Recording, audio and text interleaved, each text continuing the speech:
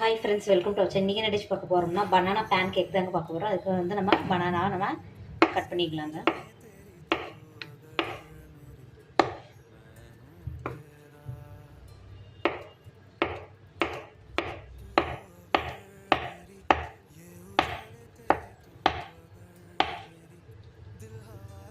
Cut பண்ண பனானாஸில் இதில் add பண்ணிடலாங்க.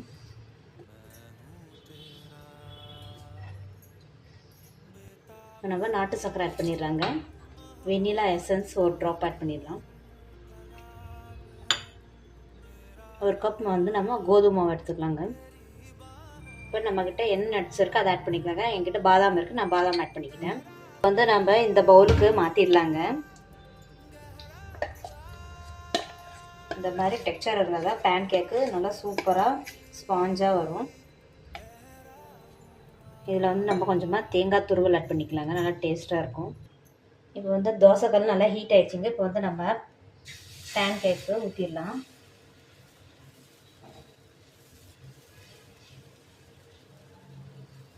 உங்களுக்கு எந்த அளவுக்கு பேன் கேக் தேவை அந்த அளவுக்கு நம்ம இது ஸ்ப்ரெட் பண்ணிக்கலாங்க. இப்போ வந்து நம்ம கொஞ்சமாக நெய் ஆட் பண்ணிடலாம்.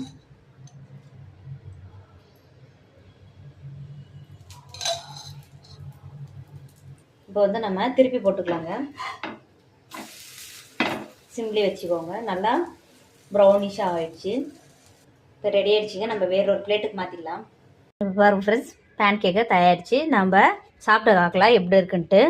பாருங்கள், நல்லா சாஃப்டாக பாருங்கள், ரொம்ப மெத்துன்னு இருக்குது. டேஸ்ட் எப்படி இருக்குன்னு பார்க்கலாங்க. நல்லா சூப்பராக இனிப்பெல்லாம் பர்ஃபெக்டாக இருக்குங்க. வாழைப்பழம் சாப்பிடாத குழந்தைங்களுக்கு இந்த மாதிரி ஒரு ஹெல்த்தியான பேன் கேக்கு நம்ம செஞ்சு கொடுத்தோம்னா குழந்தைங்க வந்து இதில் பனானா போட்டிருக்காங்கன்னு அவங்களுக்கு கண்டே பிடிக்க முடியாது. அப்படி ஒரு பர்ஃபெக்டான பனானா பேன் கேக்கு சூப்பராக இருக்குங்க.